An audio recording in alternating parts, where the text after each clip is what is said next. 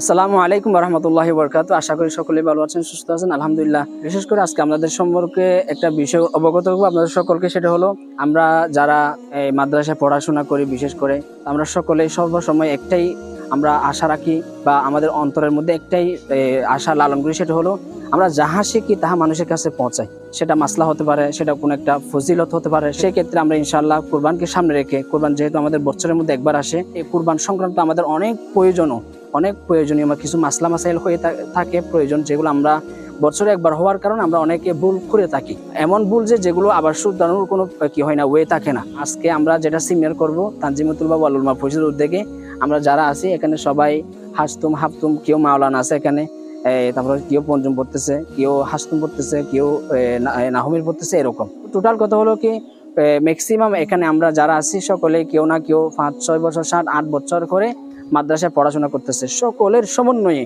আমরা যে এলাকায় বসবাস করি, সে এলাকাকে কিছু দেওয়ার জন্য কুরবান সংক্রান্ত, বিশেষ করে যেহেতু আমাদের সামনে কুরবান, তাকে সামনে রেখে মাসলাইয়ের একটা সেমিনার আমরা আয়োজন করেছি। এখানে সবাই অংশগ্রহণ করেছেন। এই এলাকার আরো বড় বড় ফায়দা বা বড় বড় আয়োজন করার মাধ্যমে বড় বড় ফায়দা পৌঁছাতে পারি, এই জন্য আল্লাহ তাআলা আমাদেরকে তৌফিক দান করেন।